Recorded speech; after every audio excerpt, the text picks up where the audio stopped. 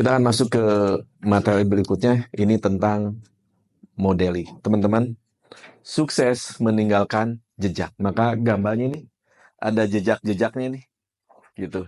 Dan belajarlah dari siapa? Orang-orang sukses yang meninggalkan jejak. Pasti meninggalkan jejak, nggak mungkin nggak meninggalkan jejak. Kamu tidak harus menjadi yang pertama di dalam bisnis, dalam apapun. Tetapi apa? Lakukan yang terbaik aja. Bahkan banyak bisnis bukan yang pertama. Ada yang mengamati, tiru, modifikasi. Ada yang mengamati, tiru, dan persis sama gitu. Ada yang begitu? Banyak banget. Oke. Dan teman-teman, nih, manusia secara alami seringkali mempelajari suatu keterampilan dengan cara meniru gerakan, cara bicara, dan lain-lain. Cara seperti itu biasa disebut dengan simple modeling. Jadi kalau ngomongnya mau kayak Pak Iwan, ya liatin aja gerakan Pak Iwan seperti apa. Persis. Kalau tahu guru kita yang sudah tersimpan, apa bisa jadi kayak gurunya? Bisa banget. Suaranya, intonasinya, pakongnya itu ya, visual, auditory, kinestetics, persis sama bisa dilakukan. Di NLP disebut dengan simple modeling. Ya. Baik. Nah, modeling adalah kunci dari lahirnya NLP. Bahkan modeling adalah NLP itu sendiri. Dan dalam modeling, nah ini, dalam NLP modelingnya dilakukan secara unconsciously. Tetapi di awal sama kayak naik sepeda. Pertama belajar sepeda, conscious apa unconsciously? Conscious dulu, aduh belok, aduh susah ngayuhnya gitu ya. Bahkan apa, bisa naik sepeda kan, berapa kali jatuh kalau dihitung. Nah, tetapi sekarang ketika sudah bisa, kadang-kadang ngapain? Wah, lepas tangan aja, nyantai aja gitu. Kenapa? Karena sudah nggak mikir lagi. Sudah unconscious. Sudah otomatis lah bahasa itu, bahasa gampangnya gitu. Ya. Baik. Nah, NLP, masih ingat ya, dirumuskan dari proses modeling. Dan modeling adalah ibu dari NLP. Bukan NLP jika tidak melakukan modeling. Ini presuposisi ya. Masih ingat yang ini ya. Jika seseorang mampu melakukan sesuatu, siapapun bisa. Cari strateginya, terapkan, praktekkan, dan terus berlatih. Ini memahami proses bagaimana mereka melakukan menjadikan kita mampu melakukan. Ini masih presuposisinya. Nah, orang-orang yang paling sukses adalah apa? Master model. Anda kalau memodel, mau yang jelek apa yang bagus yang dimodel? Yang bagus, maka pilihlah yang bagus siapa? Om Ari cari yang bangkit itu siapa? Cari lagi, temuin bagaimana ininya. Dan mulailah pelajari ini jejak-jejak kesuksesan saat itu. Apa sih yang dilakukannya? Nah, oleh karena itu, mulai itu tentukan siapa model Anda. Di dalam bisnis, di dalam apapun, modelnya siapa. Gitu. Bisa lewat apa? Bisa kalau kenal lebih bagus. Kalau tahu lebih bagus. Ketemu gaya bicaranya, belief sistemnya, dan lain sebagainya.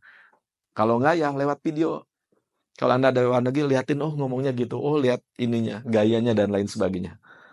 Nah, teman-teman, ini juga ada istilahnya neurological level. Ini bisa dipakai buat modeling juga. Yang di model apa dulu? Lihat lingkungannya. Kok dia bisa sukses?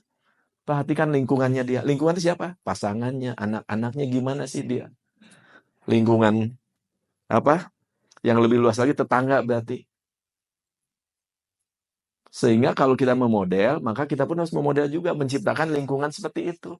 Oh, anak-anaknya dekat. Di NLP dilatih kedekatan. Ya, mulailah dekat dengan anak-anak.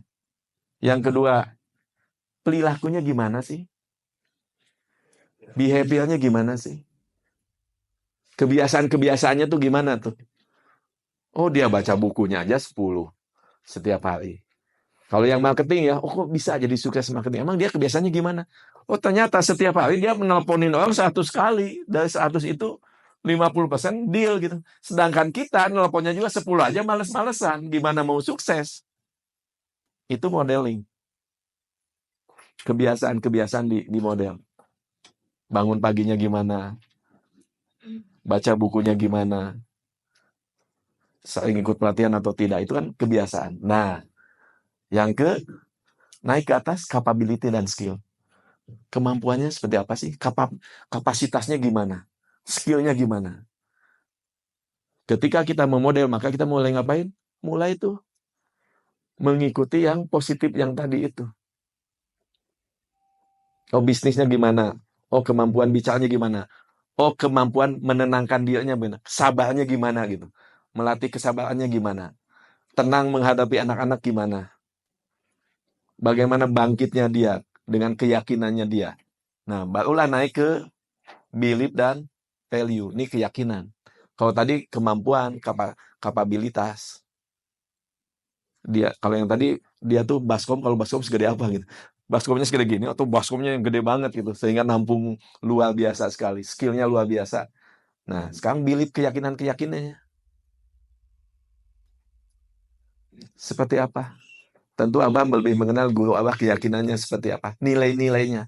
Nilai-nilai mulai yang dari hal yang misalnya di rumah tangga, nilai untuk bisnis, nilai-nilai pergaulan, bagaimana sih?